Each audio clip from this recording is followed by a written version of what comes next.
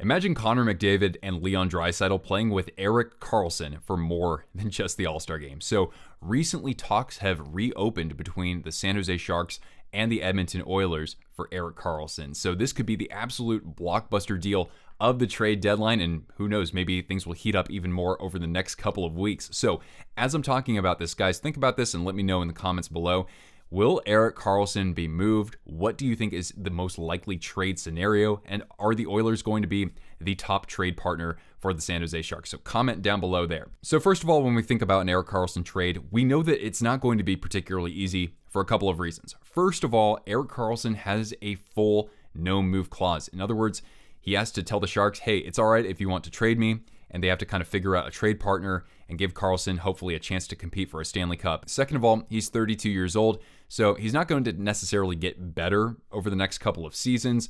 There are still defensemen at that age who can play extremely well. Karlsson aside, we look at somebody like Roman Josi, but that is a factor. He's got 4 more years left on his contract after this year, so he'll be 36 by the time it expires.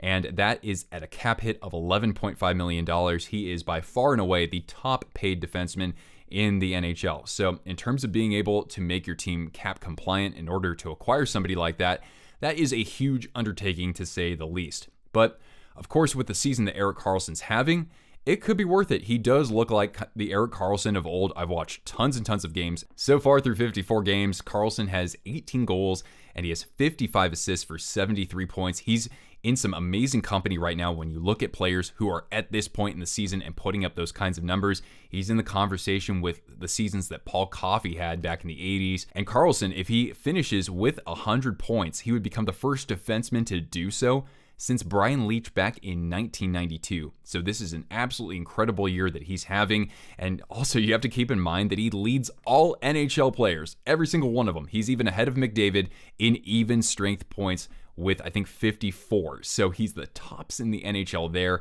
And yes, I know he has a -1 rating and shouldn't get the Norris Trophy because of that. Well, I mean, his team has a -38 goal differential. Thank you, Jackie Redmond, for that assist there. The Oilers could certainly benefit from the services of Karlsson as a great puck mover. They've already indicated that they would prefer a puck-moving defenseman versus somebody in a more shutdown role. And the Oilers, despite having the top-ranked power play in the NHL, they could still use a little bit more help at 5-on-5. They're currently ranked 9th in 5-on-5 goals. So what are the key factors of a trade like this possibly going down? Well, first of all, it's Karlsson's salary, as I mentioned earlier, $11.5 million annually, and that's for 4 more years after this year. So for the Oilers to be able to be cap compliant, first of all, they'd have to trade a player or two as part of this deal or make separate moves at the trade deadline and move out a couple of contracts. And in order for that to happen, the Sharks would have to eat some of Erik Karlsson's salary. So there was a report a couple months ago that the Sharks wanted 3 first-round draft picks for Erik Karlsson and that they could retain up to 18% of his salary. That would only obviously be a couple $1 million. And as we've seen with the media here and their trade proposals, they're saying that the Sharks would have to eat up a little bit more, as much as maybe even $5 million annually for Erik Karlsson to be moved. I could make it work in a second. You trade Tyson Barrie and Jesse Puljujarvi. You get them to pick up $3.5 million of the contract, and you have Erik Karlsson in the lineup. And of course, the other key piece here is the possible return for the San Jose Sharks. What are the Edmonton Oilers willing to trade away? Well, as I mentioned earlier, they could possibly move out 1 or 2 of their current roster players. So we look at guys like Jesse Puljujarvi. He'll be an RFA at the end of the year. Kyler Yamamoto, he's got 1 year left at $3.1 million, so fairly affordable if you can get him to play in the middle 6. And as for defensemen, there are a couple of paths that this could take. First of all, there is a top prospect in the Oilers system. That is Philip Broberg, a young defenseman. He hasn't played in all that many games for the Oilers this year just because of opportunity and needs a little bit more time to develop, but the Oilers might want to save him and keep him in their system. The other guy, though, is a great defenseman in his own right in a couple of ways, and that is Evan Bouchard. Really liked watching him quarterback one of the power play units in last year's postseason, so I personally wouldn't mind him on my favorite team, the Sharks. So those are some of the players that are kind of attached to the possibility of this deal. But I gotta say, the media is really missing out on a key piece of this story, and that's the San Jose Sharks, their need to rebuild and their salary cap situation going forward. So as I mentioned earlier, the media thinks the Sharks would have to eat as much as $4 or maybe even $5 million of the Karlsson's contract. I'll tell you right now, that will never, ever, ever happen because of the Sharks being behind the 8 ball with their cap situation already. Remember, they traded away Brent Burns in the offseason, and they're taking on about $2.7 million of that contract. They bought out Martin Jones the season before, so that's another contract that you have to pay out for 4 more years after this season. So you're already talking about swallowing about $4 million or so, and then you want to add on another $4 or $5 million? I don't think so. You also have to consider this, right? The Sharks, they extended Tomas Hertl. I think that was a mistake, no offense to Hertl, last season for an 8-year deal, right?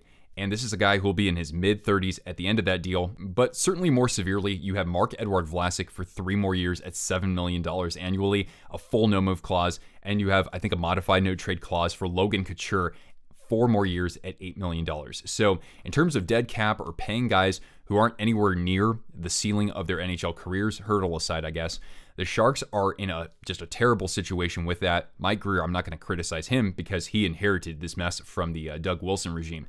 So the Sharks, they're in no shape to take on that much of Karlsson's salary. Could they maybe do $2 million or that 18 or 20% that they were reported to offer up? Yeah, I think that's possible. But I think of it this way. The deal could get done if the Sharks make other deals adjacent to this. I think they need to move Timo Meier, first of all. I already talked about that in a separate video. Check that out if you haven't already. You also have a couple other players like Kevin Labanc. He's been linked to the New Jersey Devils. 1 year left on his deal. You think of Alexander Barabanov, somebody else who could fit in on a third line and has played much better than expected in San Jose. He's done a great job. James Reimer, if another team needs to acquire a goaltender. So basically, the Sharks need to stockpile some more assets, prospects, picks especially, and if they do that, then they can offer some of that to another team as a third team in this deal. So I think of a team like Arizona, Chicago. Are they going to spend at the cap ceiling next year? Not at all. Would they like maybe a second-round draft pick in exchange of taking on some of Erik Karlsson's salary? Absolutely. So I think that's the only way how it can get done, to be frank with you.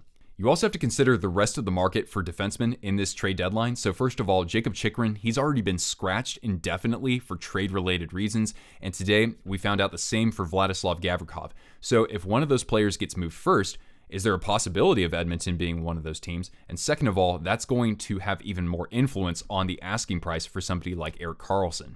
And following up from that, and of course, let me know in the comments below, is there going to be another suitor emerging in this market? So besides Edmonton, could maybe the Toronto Maple Leafs make a bid at Erik Karlsson? So all of that is something that we have to consider here before a deal like this goes down. Anyway, those are just my thoughts on the current situation there. Do you think Erik Karlsson gets moved at the trade deadline, or do you think it's going to happen in the offseason? What would you be willing to pay in order to get him on your team? How much would the Sharks have to eat in salary? Let me know down in the comments down below, and stick around for more coverage throughout the trade deadline. We're doing videos like this and live streams. So we were the first to jump on the Tarasenko trade on YouTube, that is. And so we'd love to have you along when moments like that happen. Anyway, guys, hope you enjoyed this video. If you did, please do leave a big thumbs up. Subscribe if you want more content like this, and see the video description down below for more great videos to watch. And if you want to follow me on social media, don't forget, if you haven't already, check out our second channel, Sudden Death Sports. We are knee deep in our next video to launch on March 1st. Anyway, guys, I appreciate you so much for tuning in. I'm Nick, and I'll catch you twisters later. Ciao.